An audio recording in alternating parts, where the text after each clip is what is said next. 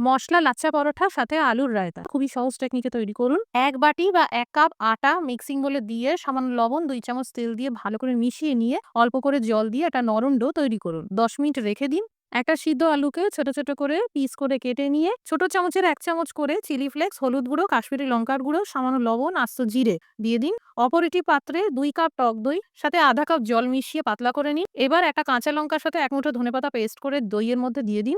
১ চামচ সেঁকা জিরের গুঁড়ো, আধা চামচ বিট লবণ দিয়ে ফেটিয়ে নিন। এই মসলা সহ সিদ্ধ আলুর পিসগুলোকে একটু হালকা করে ভেজে নিন। ভাজা হয়ে গেলে এই দইয়ের মধ্যে দিয়ে আবারও ভালো করে ফেটিয়ে নিন। আলুর রায়তা তৈরি। একটি পাত্রে ছোট চামচের ১ চামচ করে হলুদ গুঁড়ো, লঙ্কার গুঁড়ো, ধনের গুঁড়ো, জিরের গুঁড়ো, গরম মসলার গুঁড়ো, ম্যাগি মসলা, আদার পাউডার অথবা আদা বাটা দিতে পারেন। চাট মসলা ২ চামচ তেল দিয়ে ভালো করে মিশিয়ে নিন। একটু পাতলা করে পরোটা বেলে নিন। এরকম একটা পিজ্জা কাটার দিয়ে বা ছুরি দিয়ে সরু ফিতের মতন করে কেটে নিন। এবার এই সবগুলো এক জায়গায় কাছিয়ে নিয়ে আবার রোল করে নিন। হাত দিয়ে হালকা করে চেপে আটা বা ময়দা ছড়িয়ে বেলে নিন। এবার এই তেল মসলার মিশ্রণটা পরোটাতে ব্রাশ করে দিন। তারপর আবারও এইভাবে রোল করতে থাকুন আর আরেকবার এইভাবে রোল করে নিন। পুরোটা নয়, সামান্য করে চিড়ে দিয়ে দেখুন লেয়ারগুলো দেখা যাচ্ছে। আটা বা ময়দা ছড়িয়ে হালকা হাতে বেলে নিন।